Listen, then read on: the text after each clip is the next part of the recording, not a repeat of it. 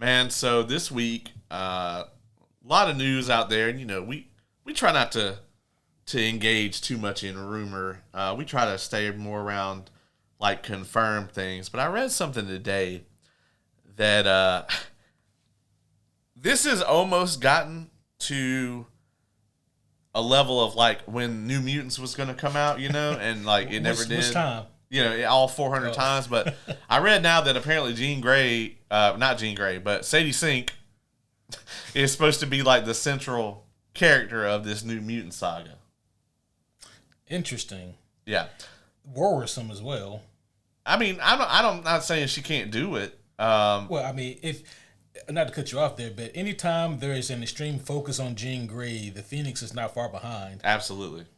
And surely they wouldn't try to come out of the gate with that. So, the way I look at that is I wholeheartedly agree with you. Like any studio execs or people who are head of the stories or scripts, whatever, would have in mind, let's stay away from the Phoenix stuff. However, they're probably thinking we need to make sure we have our next big bad lined up, ready to go, ready to pull the trigger on it, and hey guys, we can use the Phoenix as our next big bag. That's something that's a different kind of threat than Doom or Thanos. Oh, man. I mean, do I want to see the Avengers and the X-Men versus the Phoenix? Yes. Do I have any confidence whatsoever of that being portrayed well on screen? No. No.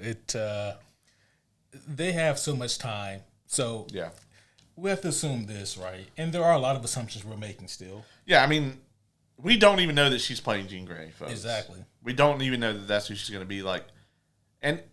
But I would say that if they're saying that she's designed to be like a central focus of this new trilogy or whatever, then that would kind of lean towards that. I mean, there's not a lot of Sadie Sink looking mutants that you could have be your main like focus of something. So, and the thing of it is, and people have also made this point too, where like maybe she's Rachel Summers or Hope Summers, various redheads with varying powers of telepathy and or mutant stealing abilities. Yeah, and that could be the case, but it's possible. But I guess my thing of it is, I'm still so curious to know what Jean Grey is doing in this Spider-Man world, and hanging out with the Punisher, no less, if rumors are to be believed. Yeah, right. But going back to like your earlier point though about like the Phoenix, being in this thing, they can have plans to do the Phoenix 2, even 3 phases down the line, because like right now, Sadie Sink is 22. Yeah, they have so much time because we have to assume that the rest of the cast is going to be around her age. Right. I mean, if they want to make Jean Grey a focus and not do the Phoenix for a while, I think that's a great plan, because the main reason like that we take issue with a lot of the other portrayals of the Phoenix is that they keep trying to do it all at one time, right? Mm-hmm. We've seen a lot of instances of like Jean getting little to no screen time, and then Phoenix time. Yep, exactly. So maybe they're going to go Goblin Queen, a little bit of Inferno. Yeah, they could do that. I don't know how that would be crazy. It would be so crazy. I don't know how Sadie Sink feels about like BDSM type apparel. We'll find out. We'll find out. She's already had several encounters with a giant tentacle monster. Which may or not be on my shirt. Very nice shirt, by the way. Oh, thank you. Yeah. Also, by the time this episode is out, you will have had yet another birthday. That's right. Yeah. We're recording this on my last day of being 38. Man, how does it feel to be another year closer to the inevitable post-Earth existence? Look, man, I'm just leveling up. Yeah. You know what I'm saying? I feel good. I'm doing good. I'm all about it. I'm looking forward to another year. Just another trip around the sun. That's right. Speaking of the sun, Supergirl trailer. Have you seen that? I have seen the Supergirl trailer. What's your thoughts on it? Are you more or less hyped about it than the teaser? About the same?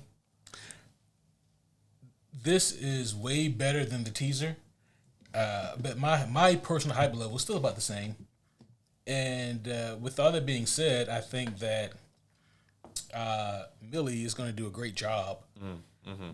She is, even from these trailers and teasers, she is the most like comic accurate, lore accurate Kara that we've seen in live action.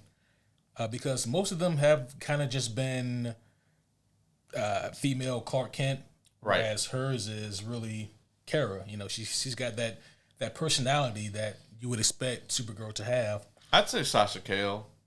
It's hard to tell with hers. Yeah, I loved her Supergirl. Though. Oh, me too. Like the only thing about that movie that I liked, really, to be honest with you.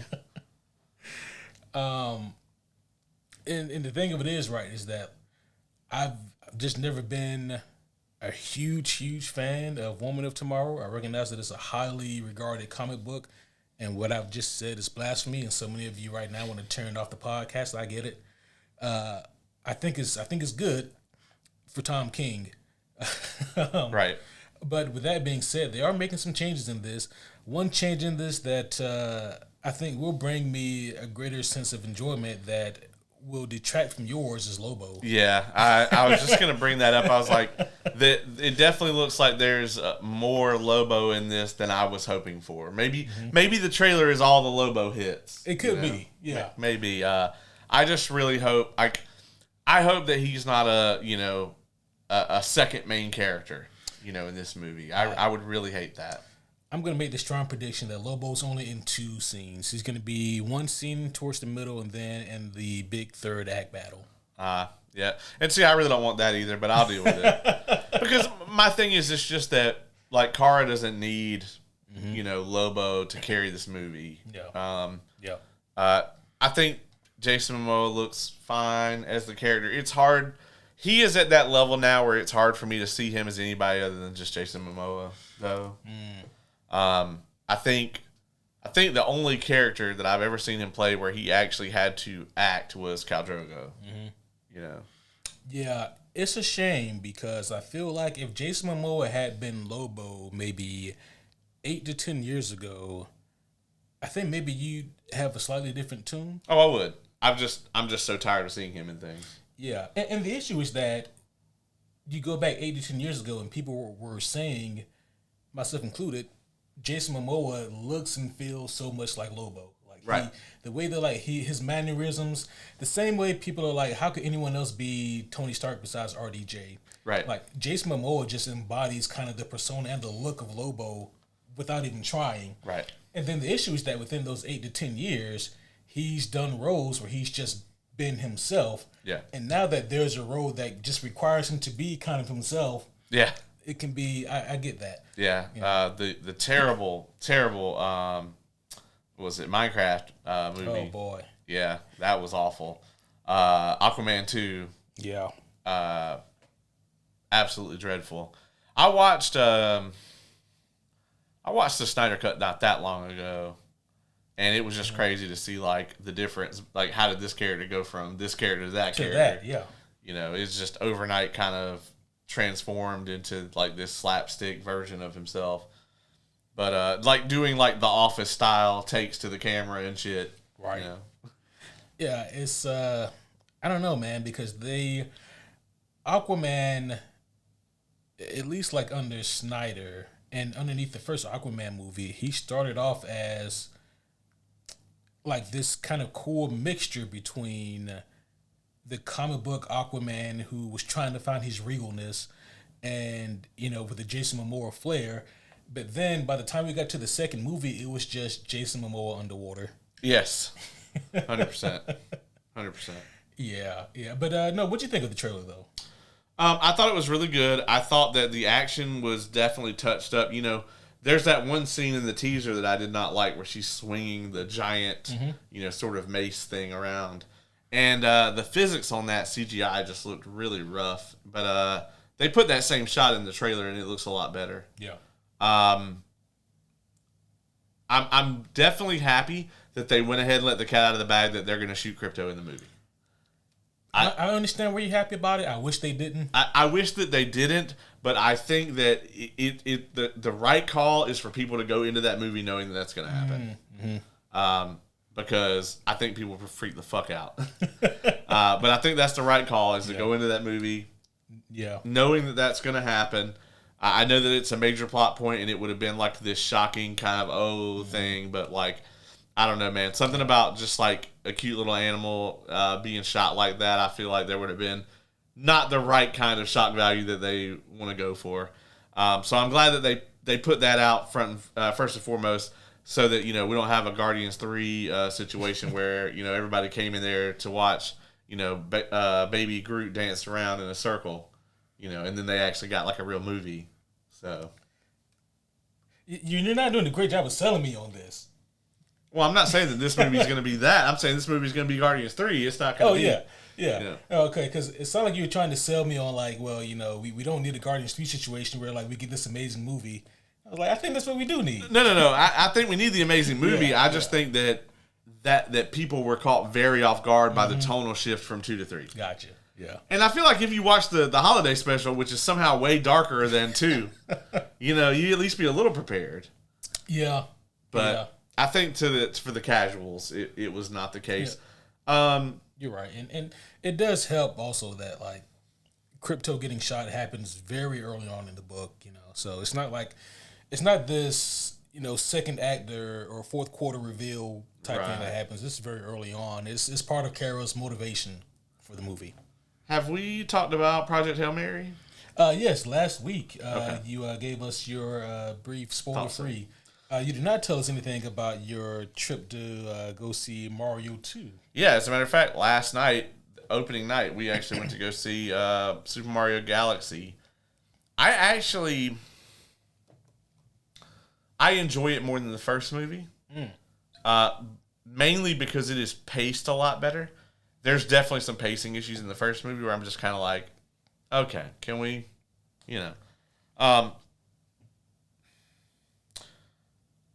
I will say this, though. The first movie had a lot more references that I think younger kids would get. This movie, I think, had a lot more old school Mario references. Like, it had a ton of references to, like, Super Mario World. Not to spoil anything, but there's a segment where Mario and Luigi have to, like, take care of the Mushroom Kingdom for reasons. And it's like, it'll show them, like, they'll go to this place and there'll be a situation and, like, they'll take care of it in usually this, like, hilarious way or whatever.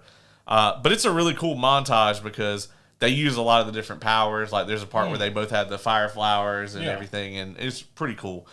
And then they'll complete the objective, and it'll go and show, like, the little 2D Super Mario World map, and it'll put the little flag over that area, Okay. They actually do that a good bit in the movie where it's, like, the bad guys have, like, security cameras, but they're, like, really low quality, so they look like the old 2D game, even though, like, what's actually happening, it looks realistic. I've never been opposed to, watching the Mario movies. I just haven't gotten around to watching even the first one that came out a few years ago. But with this one, it was kind of the same feeling. I was a little bit more inclined to see it once I saw Fox McCloud pop up. Yes. Glenn Powell is Fox McCloud. He got a great response in the theater.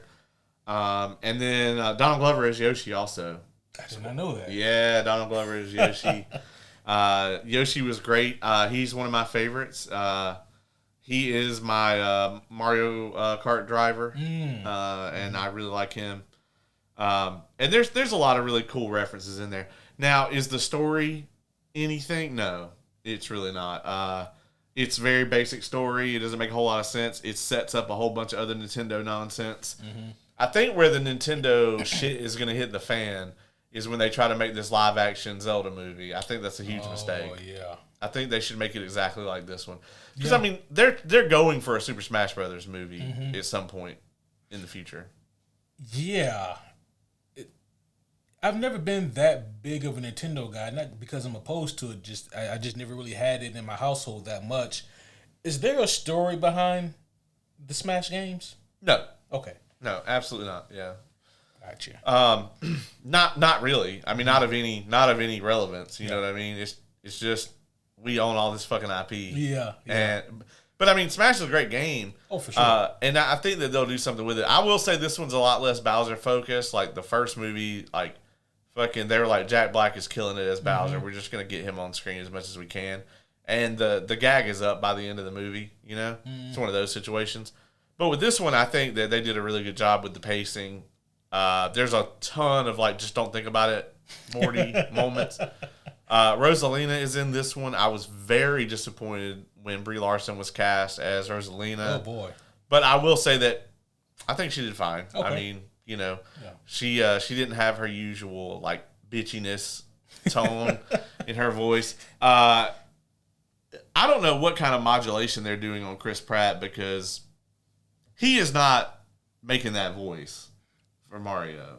When you say he's not doing normal Chris Pratt voice, he sounds like Mario. That's what I'm saying. I think they're modulating it. I think they're digitally altering it. In my mind, I just pictured fucking Chris Pratt's voice. No, he sounds like Mario. Really? Yeah. And that always makes me wonder. I'm glad they're doing that, by the way, but why pay that much money for Chris Pratt?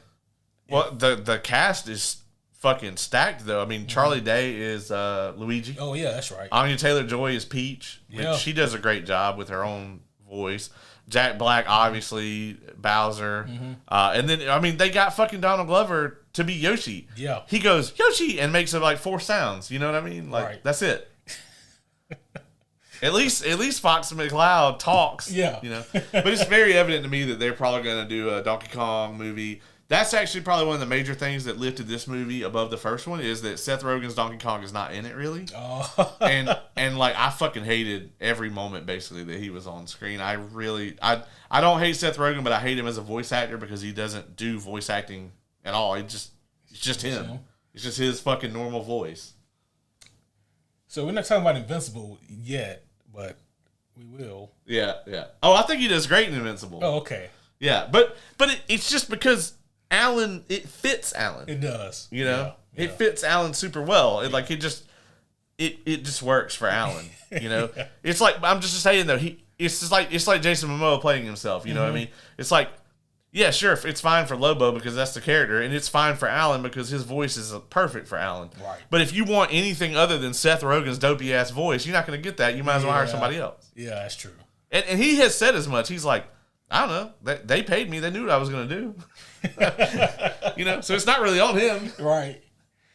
Well, we do have a topic of discussion for tonight here. Yeah, if you see us wearing the same ass clothes in the next one, it's because we're reviewing a couple things tonight. Yeah, or you're just crazy and we changed clothes and you didn't notice. Yeah, that's right. Yeah, got to keep your eyes open here. That's right. But homies, one and all, welcome back to another very special episode of the Superhero Homies podcast. My name is Quentin, and as always, I am here with my friend, my buddy, the world's greatest co-host, the homie Caleb. What? We are here again, bringing you all of the Daredevil Born Again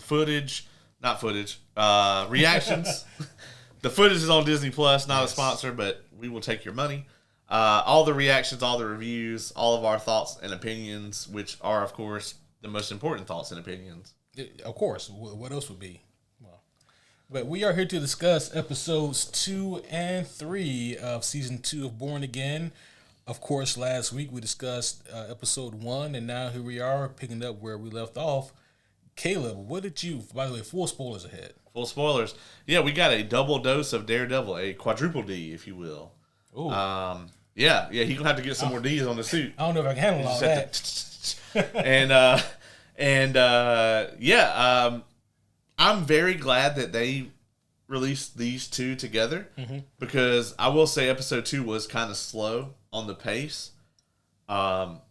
It's clear that they are kind of going a slow burn with this season, but at the same time, it feels like it's got way more momentum than the first season did. Yeah. Which is good. Overall, I'm really enjoying this. I'm loving Karen Page being a much more front and center. I also love that she feels a lot more like herself. In season 1, she's barely in it, right? Like, in the beginning, she's obviously like super grieving over Foggy, and then she's gone, and then she comes back, and she's kind of this like, you can tell that she's processed her grief completely different from Matt. Yep. And in this one, though, we actually get some of those layers of trauma that we saw her experience back in the Netflix show. A little more of that starting to kind of to show like her guilt over Ben Ulrich. Yep. Her kind of impulsive tendencies that she'll have sometimes where, her and Matt kind of take turns, like one of them's the gas and the other one's the brakes, and then there'll be a completely different issue and it'll be flipped, where Matt will be like, oh no, we need to be careful about this, and Karen's like, no, let's do the fucking thing, and then sometimes it'll be the other way around. So I really like that. I will say too, there's a couple elements that I probably would have left out of this season. I think Heather is still very much a weak point of the show. I'm glad that it didn't spend a ton of time with her. I'll have to kind of see where it goes to see if we get like if the White Tiger storyline is going to pay off. Same thing with the swordsman angle. I think he's doing a great job, but it is hard to look at things like that when they are doing such a slow burn. And you're like, well, maybe we could speed this up a little bit if we trim some of the fat off of it. If I have a complaint, it's probably that. Yeah.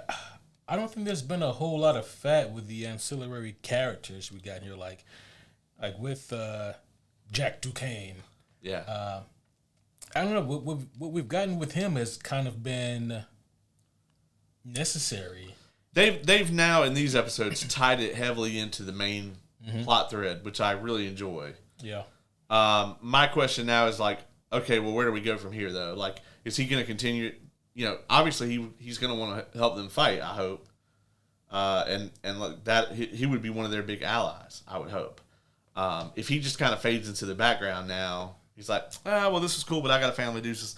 Then at that point, I'm like, why use him? We could have just really, I get that they wanted to show that it was the whole trial process was a sham, and that Kirsten had no chance, of him getting a fair trial. It wasn't even a fucking trial by jury. You know what I mean? Oh yeah, no. Yeah, it was the definition of a kangaroo court. Yeah, he got railroaded hard in that trial. Absolutely. Yeah. So I thought that these two episodes, to your point, definitely worked better being released at the same time. Because if I had to wait a week between 2 and 3, I would have been just a little bit perturbed. And it's not that 2 is a bad episode. It's just that it is building up a lot of momentum on its own. And it doesn't really do a whole lot other than that. And I do like that we're getting the setup. I do like that we're getting kind of the more methodical pace. But at the same time, that we need an episode that kind of kicks things into gear. Episode 3 does give us more of that. We're seeing more moving pieces. How do you feel about us not getting Mr. Charles in these episodes? Yeah, Matthew Lillard's character is definitely missed here. I would have liked to have seen him at least pop in, but if they're trying to keep him mysterious, like a less is more is fine. I would have liked to have seen a little more of him show up. I was under the impression that when the governor started to intervene, that he was going to show up. And I fear that, the governor may have an accident soon. Yeah, an unfortunate accident of some sort. Yeah, car wreck or what have you. These things happen, man. I mean, we heard what the Kingpin said, the road's most dangerous after it rains. That's right. And, hey. And that's how they explained away the commissioner's death. Yeah. Horrible car wreck where his head was crushed. Where his head exploded. As is common. As is common. Yeah, you get in a little fender bender and then Next thing you know. It's very dangerous. Yeah. Head is all exploded. It happens all too often, Yep. Oh, boy. I really loved They had the whole scene of Kirsten walking in to the place where they're holding Duquesne, and I loved how Matt ended up tracking that down off of, she's like, I couldn't see anything. He's like, I can work with that. Right. Me neither. Yeah. She's like, what? Not nothing.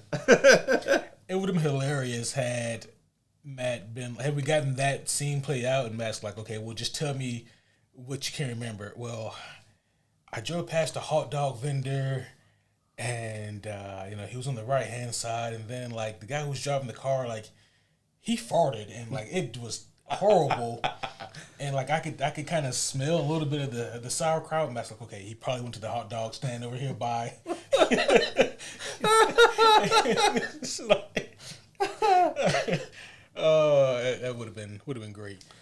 I also really enjoyed that scene as well. I think I'm a little bit more patient or understanding with the Heather scenes. And maybe that's because I'm excited that I can remember this character now. He could not remember her name. You go back and watch our season 1 coverage, and I think it wasn't until the finale that you actually remembered her name. And to make it even worse, not only could I not remember her name when she and Matt were hanging out, but then the first time that we see her do her job as a therapist and she's talking to Fisk and Vanessa, I said on this podcast, man, that therapist is kind of cute. And you're like, you said, that's Heather. Like, oh, shit. And you were like, who was Heather? I like, Matt's girlfriend. You're like, that's the same. That's the same one? Shit. Yeah. Oh, okay. Yeah, just go to show you that, like, basic white girls all the same to him. Yeah, kind of the same. They all start to blend together after a while. I mean, that's fair. I can't argue that at all. There's just nothing... Like, I get what they're trying to do with Heather. Mm-hmm. And I'm not saying that they're doing a bad job of it. Like, now that the parallel has been drawn where clearly they are trying to, kind of show an example of how, like, a sane person gets drawn into this cult mentality. Yep. Like, oh, she was a victim of one of these masked vigilantes. Mm-hmm. And so now it's like, no. Like, this is the top priority. We have to be protected from this. And I get it, like, and there's real world correlation to this, and at the same, and the important thing about this is we don't see Heather in any less of a villainous light, as a result of this, right? Which I think is probably very intentional. She knows it's a sham. I mean, she knows that Duquesne isn't dangerous, right? But not to the right people. Yeah. He might be dangerous to you now. Mm-hmm. But ultimately, though, I don't mind the slow burn. I think I am just still also burned by that finale. Season 1. Yeah. It's very difficult for me to forget that we just got the wool pulled over our eyes. At the end of that. So. What, do you want to experience life like Matt Murdock or not? No. Oh, okay. No, not at all. Oh, well. Him nor Daredevil. Because, like, him and Karen, I don't know if you noticed, they don't really have the best accommodations. Well, they make it work. Yeah, sure, okay. Have you given any more thought to the theory I presented last week about Heather maybe taking on qualities of becoming the next Muse? That would be interesting, for sure. Fisk will turn on her in a heartbeat. Oh, for sure, yeah. Yeah, we caught another crazy one. We got another one. I really loved Fisk's television address, which is really funny because, like, Trump interrupted all the, like, news programs and shit, like, the next day. Right. It was literally the day after these came out. I was like, there's no way they could have known that was going to happen. But yeah, Fisk has his like special primetime address or whatever, and he comes out and he's like, Matt Murdock saved my life. We must find him. And I was like, that's fucking genius. It was brilliant. Matt even said it was brilliant. Yeah, even Matt was like, man, I got to give it to him. It's absolutely the right approach because on one hand, oh man, I don't want to segue us away from this. I just want to give a quick sidebar. fuck Buck Cashman. Him and Heather deserve each other. I hope they wind up together. What did Buck do? Well, first of all, any motherfucker named Buck Cashman is not to be trusted, right? That's true. He's a fucking Timu Wesley, and we all know it. To Musley. But no, it's just he rubs me the wrong way every time I see him. He is just creepy, right? Like, yeah, he's just got that cringe factor to him, you know? Yeah, I don't like him. And we got that. We did get a good scene between him and the deputy mayor of communications. What's his fucking name? Daniel. Daniel, yeah. You remember that fucking title, but you couldn't remember Daniel. Yeah. Yeah, I'm a faceless person, man. Yeah. I more and more, man, I think Daniel's going to end up getting the old commissioner head squish. I don't see him making it to season 3. Me either. I think that, first of all, like Buck said, Daniel is not as dumb as everyone thinks he is. Yeah. Because Daniel absolutely knows that it's BB putting out all that. 100%. Because when he met with her, he was like, "Are you sure you don't have anything to tell me?" Right. And like, I also, though, I don't think he's going to turn her in. I don't either. Yeah. And that's why I think he's going to end up not making it to season 3. Yeah, because they're going to find out eventually. Like, as soon as it becomes enough of a problem for them to, like, get Mr. Charles on it, he's going to find out. Yep. And, I mean, BB might die, too. Oh. I mean... I think BB makes it, man. I don't think you kill Ben Urich and his niece. That's true. I think BB is such an interesting character, man. Yeah, agreed. And, I mean, she's so smart flying under the radar, putting out all this, like, actual pro-Fisk propaganda so that they don't realize that she's also the one putting out all of the actual nonsense, too. Yeah. And, like, that Fisk mask is so on point. It really is. Like, where did you get that from? Yeah. That got to be custom. Right. I also love that they do that reveal very early on in episode 2 that she's the one behind the mask. Yeah. Because there was a little bit of a discourse online about whether or not it was her, and for me it was so obvious that it was her that I was like, maybe it's not. Well, for me, it was like, to me, it was obvious that she was producing it. I don't know that it ever even crossed my mind of, like, who's under the mask. But it always, to me, was like, well, she's definitely producing this. Right. Like, she might have been the one shooting it. Yeah. Yeah. I think the only reason why I thought that she would have been the one underneath it the whole time is because I think she's too smart to involve anyone else. Right. Have another loose end. Yeah. Or somebody else that she's putting in immense danger. Right. Both of those things. Probably. Both of those things, absolutely. But rewinding here, going back to, I was saying something about Fisk here. Yeah, about him putting out that that propaganda about Matt Murdock, how this brave lawyer who saved my life, and he must be found. He's missing. Yeah. Like, again, brilliant stuff. Because obviously, for those of you who maybe don't recall, the idea here is that obviously the Anti-Vigilante Task Force, aka the Chill Group, they are out looking actively for Daredevil, and because of Kingpin's ego, and also because he's very smart, because of both of those things, he will not let the cat out of the bag that Matt Murdock is Daredevil. Yeah. Because, like, what would the optics be that, so this vigilante saved your life? Right, yeah. And he like, oh, man, this guy's a lawyer, and it looks like he's a pretty good dude. So, yeah, I mean, it's very smart not to draw that comparison. Right. So to say that this upstanding citizen has gone missing in the midst of all this vigilante chaos, maybe he's been kidnapped by them. Who knows?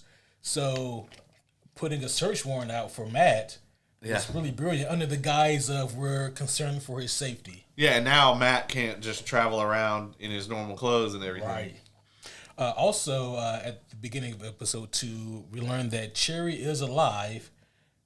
Maybe not in the best of conditions, considering he had a heart attack, but he is still alive. Yeah, and the Chill Force comes to try to mess with him. Yep. And the NYPD ain't having that. They're having none of that. Absolutely. Bullseye is very subtly making his presence known. Yeah. As soon as we see the two chill agents get inside the elevator and we see that panel move, you just knew that they were done for. Yeah, when that panel started to move, I was like, they really better hope that that's Matt. And they just get hurt really, really badly. Yeah, and they just wake him in the hospital. Yeah, well, they're already there. Yeah, that's true.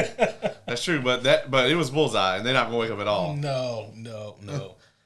You can only hope that that the morgue isn't that far down in the elevator, so they can just they can the just morgue. Yeah, directly. Yeah, I mean, I love the conversation between Matt and Karen about him, where she's just like, man, fuck that, and Matt's like, man, I don't know, he could have killed me if that's what he wanted. He's like, you can tell that he's weighing, like, do I want this ally against Fisk? And that's got to speak to a little bit of desperation. Absolutely, because they're losing horribly. Yeah. Like, they're putting up a good fight, but, man, they are losing, like you said. Even when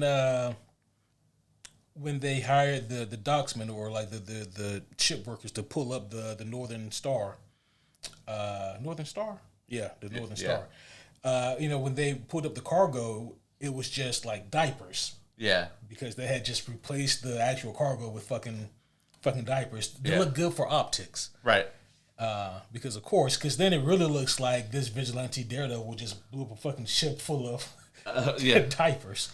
And of course, like, Matt, put the watch in the crate of the guns, which was brilliant. Very smart. But he ends up not going for the guns ultimately because he finds where they're holding everybody.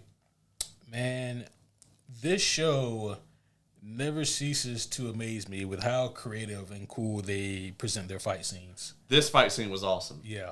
Like, it was like there were so many moving pieces and all of it worked. Right. There wasn't some moment where, like, oh, well, one of the chill agents could have just shot everyone, Yeah. Yeah. They methodically thought about all of that. And so whenever there is a situation where, like, someone can get a gunshot off, they're getting whacked in the side of the head with, like, a baton or something, Also, when it comes to the chill agents, has Matt said, fuck it, like, they can get killed? Yeah. You know what? That is a good question because you watch Matt hit them and it's like, okay, well, that's really going to fucking suck. But then you see the swordsman's like, He threw a chunk of rebar into one of them. Yeah, that guy died. For sure, right? Yeah, that guy died. And then, like, after he hit him with the rebar, Matt smacked him with the club, too. I was like, man, that dude is dead. It's a long way to the pit from here. Right. Like, Dr. Robbie can fix you right up, but... I like to think that Matt's thought process was, I think he just fucking stabbed that guy with a piece of rebar, and then it's like, his name is the Swordsman, and I just let him free, so... Yeah. He's like, can't take any chances. Yeah. In the back of his mind, he just hears Frank Castle's voice, just kill him, Red. Yeah. Kill them all. Oh, that's too good. But no, that fight scene was pretty incredible, though. Yeah, it really was. We actually... There was a fight scene right before that, I think, where it was just Matt and some of the agents. Before he busted into that room. That was also really, really good. When he came through the door and just immediately, like, we're in combat. Right. They're like, should we roll for initiative? Matt's like, I will, but you won't. Yeah. I go first, and that's it. Yeah, I go first, and you roll death saving throws. Yeah, that's how that works. Yeah. You won't be taking any turns here. So let's talk about Angela here for a second. Little white tiger. Yeah. Yeah.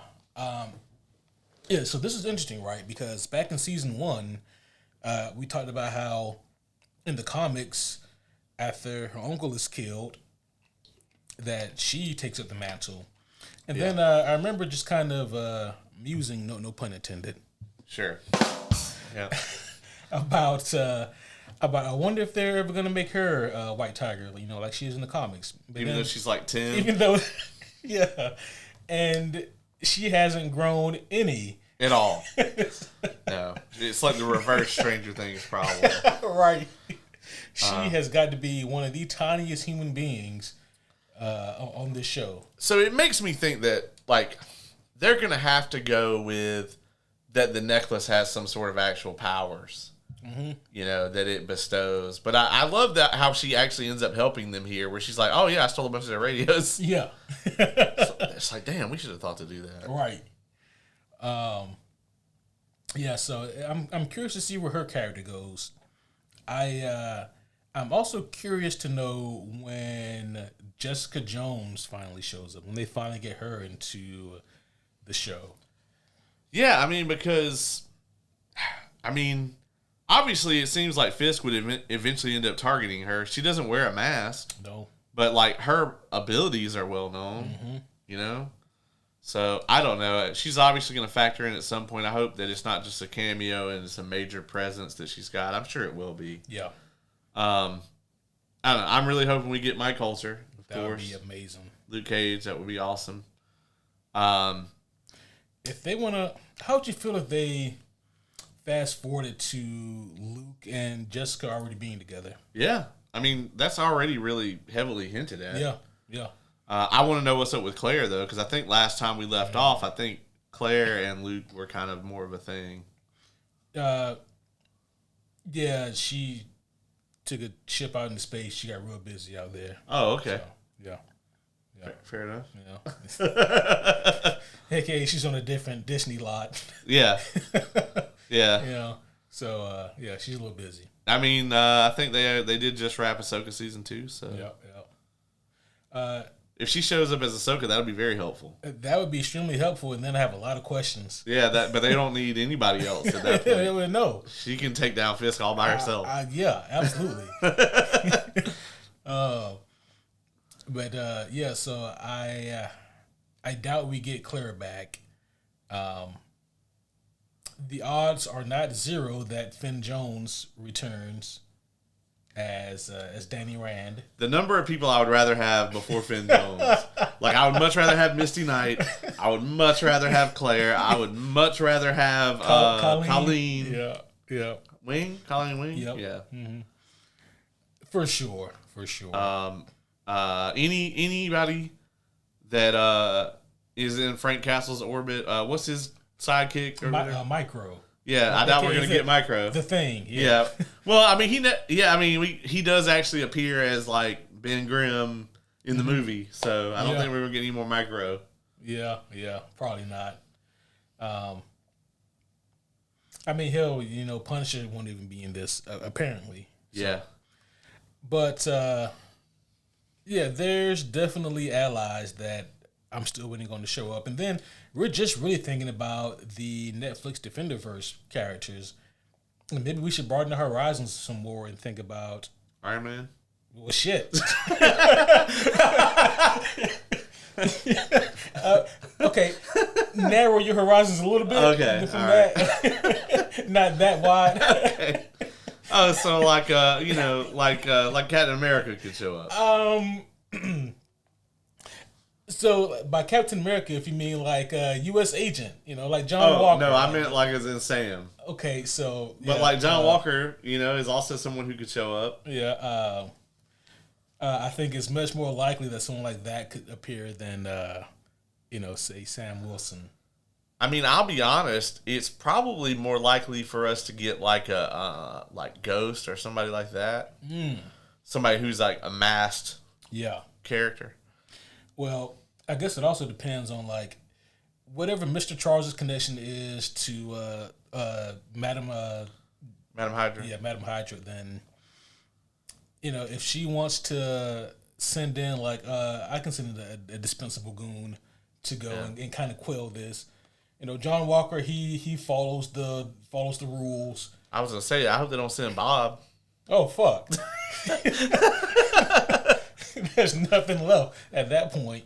Yeah, they better not send Bucky. I mean, and I think Bucky would tell her to fuck off. Yeah, I was gonna say, man. Something with Yelena, she'd tell her to fuck off more than likely, right? Like, do I think that like Matt and Jessica could stand a chance against Bucky? Sure, but the odds aren't great. No, yeah. Because like between the two of you, you have his shit. You know. Yeah, I have to assume, right, that Matt would be able to hear that that's like a bionic arm. Yeah. I shouldn't get hit with that one in particular. Yeah. Let him hit me with the other one, and then he hits him with the other one. He's like, "Oh my god!" Shit. Well, I would really hate to get hit with the bionic arm if his regular punch is like that. What's he need the arm for? Oh shit. Oh man, there was actually a comic book I read. It was I think it was a Captain America comic book. I want to say where Bucky had, I don't remember the exact details, but long story short, he's going after Matt, after Daredevil, and like for the most part, it's a Captain America book, and so like when he shows up, to fight Matt's like, what the fuck is happening here? It was a cool fight though. Thankfully, help does show up, so Matt doesn't have to do the 1v1. Yeah, but it was a good fight though. Anywho, hopefully Matt will not have to fight Bucky in this show. Yeah, I don't think Spider-Man is going to show up, unfortunately. Unfortunately, even though it makes absolutely no sense. I know, because he should be public enemy number one. Yeah, and then like at the very least, can we get some chill agents that he beats up in the Brand New Day? Yeah, at least. Yeah. It's very silly to me that they're not going to acknowledge one way or the other. You know what I mean? Mm-hmm. And again, I don't understand the litigation or the red tape behind the reasoning as to why Kingpin and Spider-Man can't be in the same shit. To me, it's utterly ridiculous. Yeah, I think I want to say, if I'm not mistaken, that there's some kind of nonsense where like Sony actually has the movie rights for Kingpin under Spider-Man, but not anything else. Right, and because Spider-Man can't appear in any TV, right? So yeah, on either side, Kingpin and Spider-Man can't be on the same thing. Well, they could put Fisk in Brand New Day. I mean, there's nothing stopping them from doing that. If Sony's got the rights, I mean, it's their movie. That is true, but I guess if they put Kingpin, it had to be their own Kingpin, though, right? I mean, I don't think so. I don't necessarily think so. Maybe not, but I mean, and not to derail us here, but the rumors are, we do know for a fact that Tombstone is in Brand New Day. Yeah, he's been cast and everything, and the actors talked about it. Now the rumor is that he's going to be like kind of a Kingpin-esque type player in this. Yeah. In that case, while it is very cool to see Tombstone live action, why not just get Kingpin to be that Kingpin position? Yeah. Yeah, it's weird. I don't know. I think they're missing a major, like, kind of crossover ability here that they're kind of known for, and it seems like all the dots could have been dotted and all the T's could have been crossed on it, but maybe not. It's going to be interesting. We're going to get this Frank Castle special, and then that's going to apparently lead into Brand New Day. So I'm excited to see some of that. It just, to me, it feels like that movie and this TV show take place in two different New York cities. Absolutely. So. And the issue is that can be said for so many of the MCU's projects. It just feels so prevalent here because of like the timing of these two things. Yeah, it's like we know that Peter Parker has been straight up devoting his life to Spider-Man because he has no personal life anymore because nobody knows who he is. Right. So like, why wouldn't he be Fisk's public enemy number one? Yeah. Because he's fucking Spider-Man. There's no way all this would be going on and he would just be chilling. Absolutely not. Especially with the chill agents. Yeah, that's... I think you're probably done. Huh? I think 2 is probably... Oh, you didn't get... So, like, you remember how, like, we referred to, like, the anti-vigilante task force as chill agents because they're so much like ICE agents? Oh, no. No, I got it. I'm just saying, I think that you're at your limit of the bonus. Oh, really? Yeah. Because you're already at 2. Oh, yeah, I guess. It's a short episode, I think. Yeah, okay. Yeah, that's true. And then plus, we still have a whole nother episode to do. Yeah, you can get another one. About maybe another few. Yeah. We'll see how it goes. Yeah. Okay. We'll see how it goes. We haven't talked about this yet, which really surprises me. What do you think about the new suit that Daredevil has? I really like it. Yeah. You like it? Oh, I really dig it. It's very good. Like I think I love it. It's crisp. Obviously it has, comic basis. So always love to see that. Daredevil's suit is one of those things where that was one of the things I didn't love about season 3 is that they put Bullseye in the regular suit and then they had Matt back in the old beanie over the head thing. And I didn't love that. And I get why they did it. Like, I understand the reason behind it. But, like, it was such a triumphant moment in season 1 when at the very end he finally has the suit from Melvin. That's his name, right? Melvin? And, there's just something about the suit. You know? There's just something iconic about the superhero in the suit that's just ingrained really into our culture at this point. Yeah. And so seeing him run around with, like, the beanie on his head just doesn't... Feels like he reverted back. Yeah, it doesn't do it for me. I didn't like it in season 1, you know what I mean? No. But I understand why they did it. Yeah. Same reason that they originally had, Tom Holland running around in that fucking Party City Spider-Man outfit, Yeah, I liked that fit for season 1. It was, you could definitely tell that they were big fans of the Frank Miller stuff. Yes. And it was very reminiscent of because I think Frank's the only writer who had Matt in that for his early days. And so it was cool to see that. But yeah, for season 3, maybe if they're going like a different outfit for Matt and just have Bullseye in put him in the classic red, maybe put Matt in a different outfit. The yellow. Could have worked. Yeah, the yellow. That would have been really cool. But they didn't want to go for that. Hulkamania could have ran wild. Oh man, red and yellow, brother. But no, I really like the outfit here. It does look like it fits really well, but I also think that Charlie just got bigger. Oh, he did. Yeah, he did. He definitely, worked out for this. Yeah. I saw some stills they released, and I was like, God damn. Yeah. Like, he's got, like, the 8-pack. He's got the cum gutters, everything. Like, okay. Yeah, he's like, look, if I'm going to carry the fucking the Disney TV shows for a while, then I got to be strong. Yeah, that's right. Well, he doesn't. He there's no Frank, and as far as we know, there's no Miss Marvel. So, and there's no Guardians of the Galaxy. So, he's got to carry it. He's got to carry it. Yeah.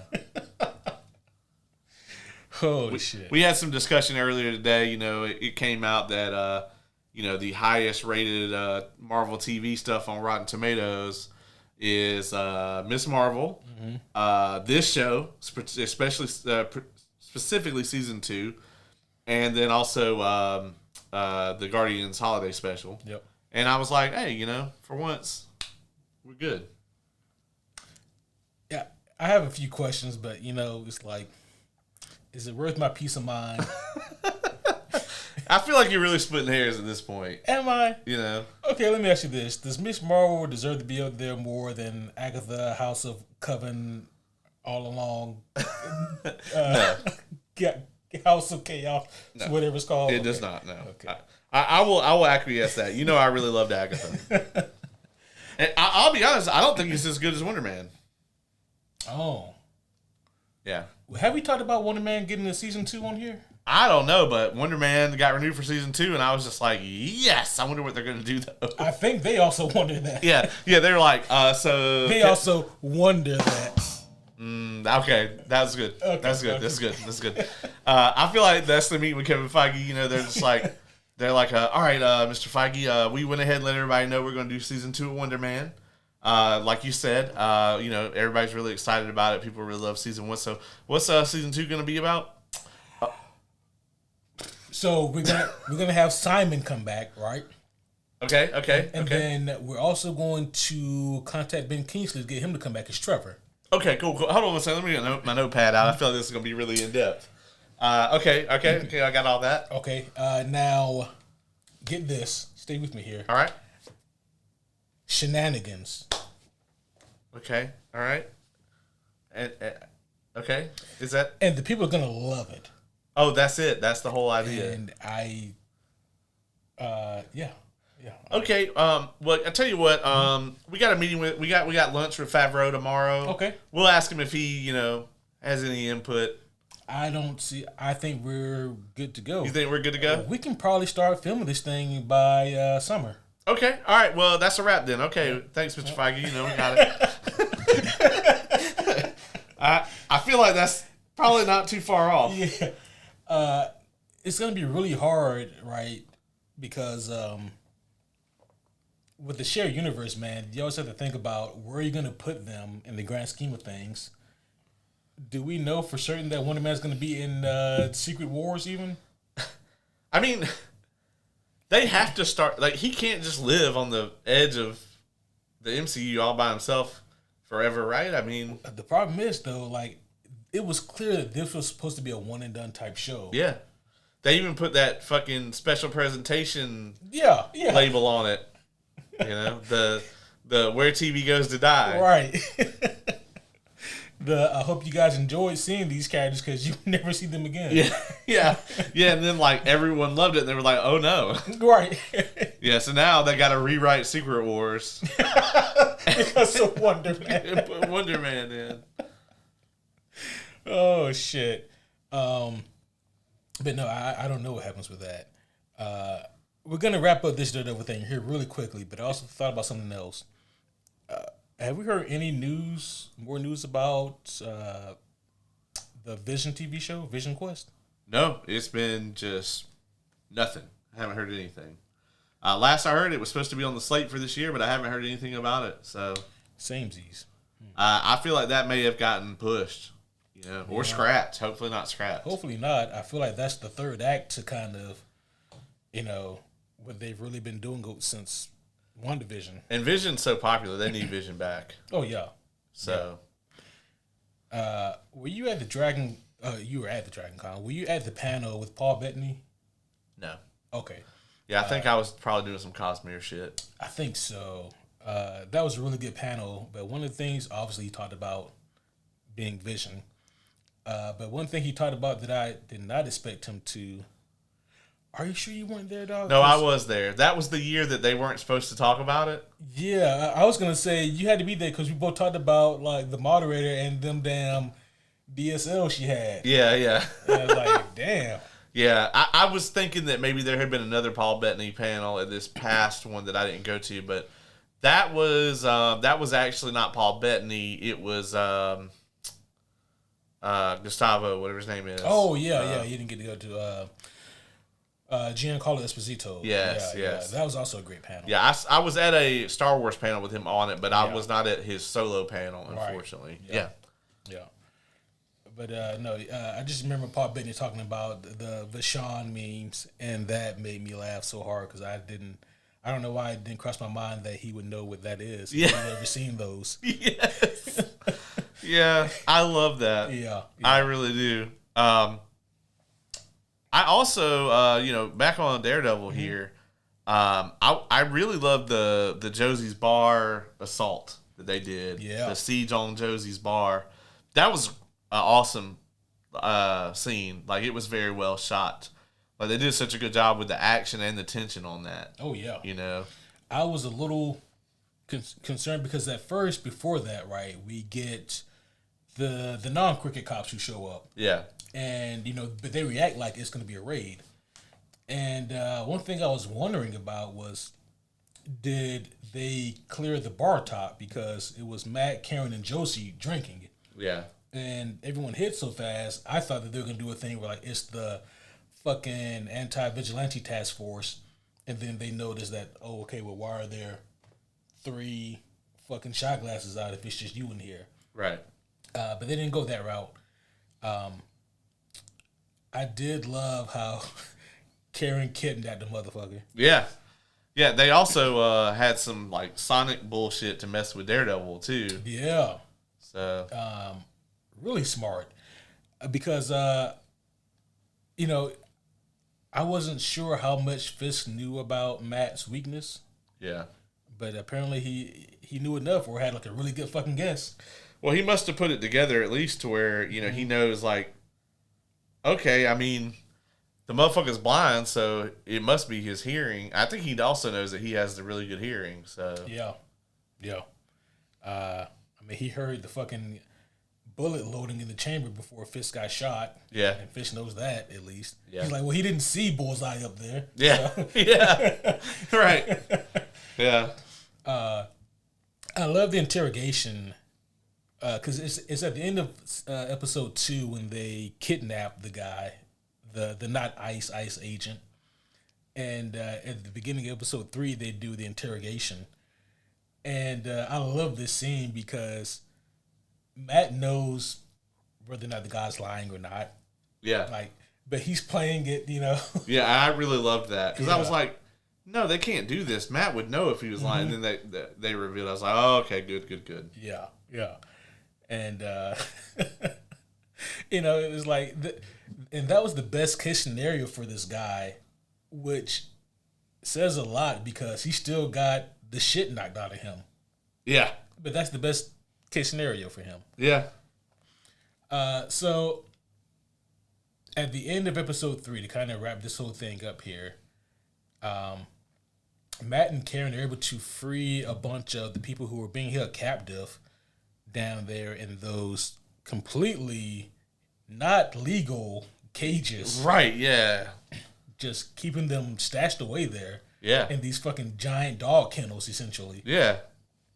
And they get them onto that fucking big ass, almost tank like thing. Yeah. And I mean, I don't know how you get a clean getaway in that, but they get away. But Fisk, while this is happening, they finally have gotten like the Dark Workers to kind of clear out the Northern Star for everything that's actually on there. Yeah. And instead of these poor Dark Workers getting paid so they can go home, the lead douchebag of those agents, he tells them, nope. Powell, that's his name. Yes. Yeah.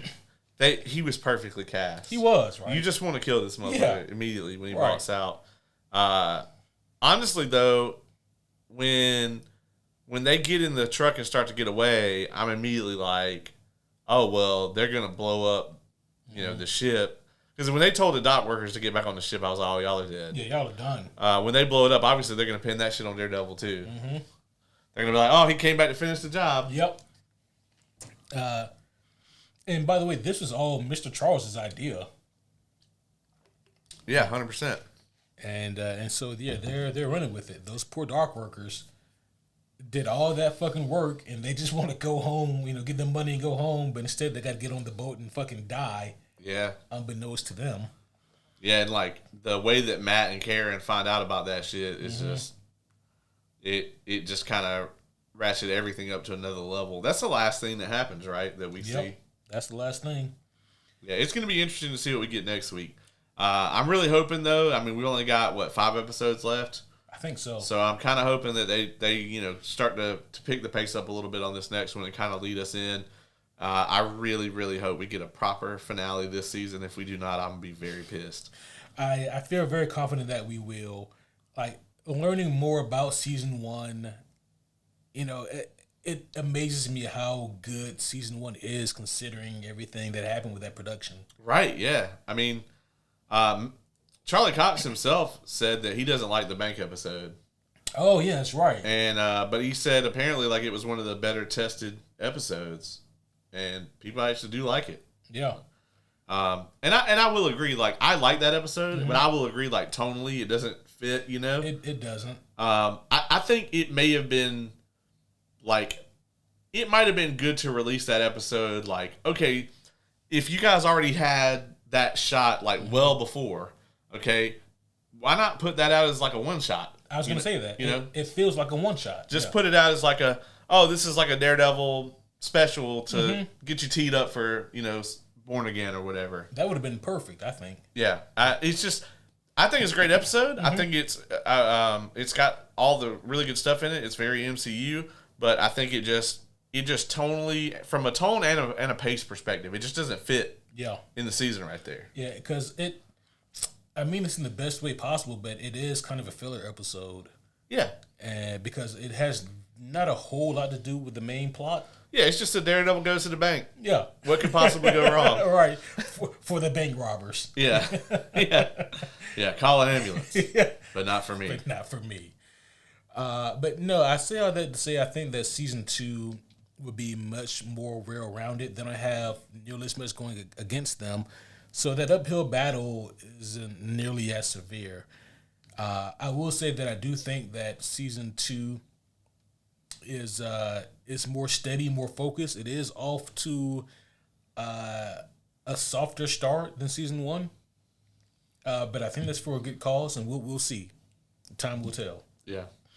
Do we want to score these 2 episodes together or separately? Let's do them separately. So we got every episode. Okay. And it is your turn to go first. All right.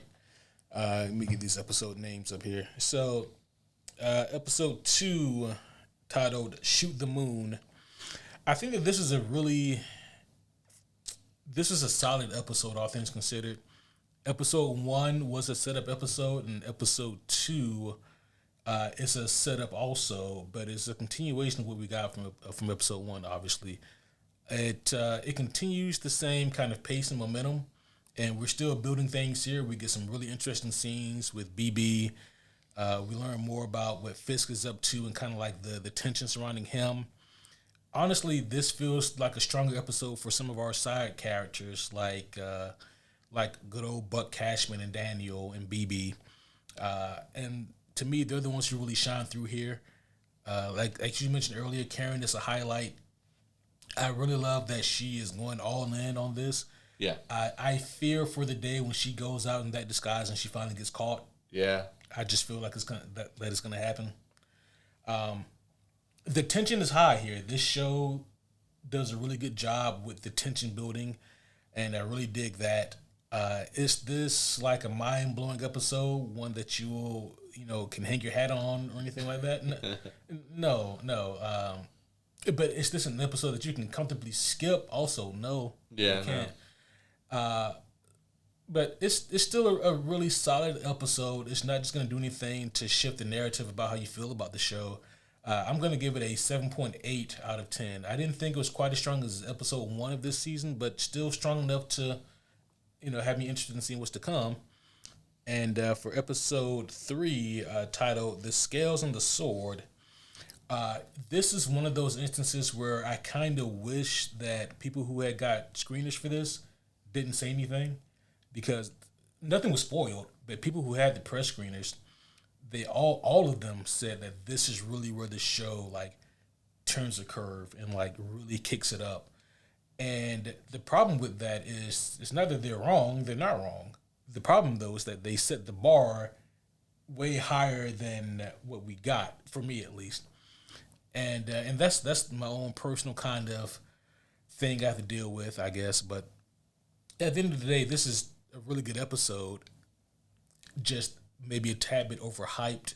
So if you guys saw a lot of the press screeners and what they had to say about it, literally every one of them said this is just a really great episode, and that the whole season kicks up from here and it doesn't really let off the gas. But episode 3 is good. I think that so far for me it is the best episode of the 3. I really, really love the action here. I thought that the kangaroo court scene was it really did a good job of showcasing what the good guys are up against. Yep. And again, Tony Dalton is incredible. I love that we got to see more Kirsten in this episode as well. That's always great. And seeing Angela return was also a really fun thing. So I'm curious to see what those two characters in particular are going to have to do moving forward, both Kirsten and little Angela. But this was a really good episode, and it left me wondering really what happens next, and having me excited to see the things to come. Good episode. I had a lot of fun with it. It's not like the greatest episode of Daredevil ever, and it's not, without due respect, it's not like in the top 5 episodes of Daredevil ever or anything like that. Right. But for me, it's still a serviceable episode. I give it 8.3 out of 10. Okay. I feel very similar. to you on both of these, really. I think episode 2, I think it was a smart to give us 2 and 3 at the same time.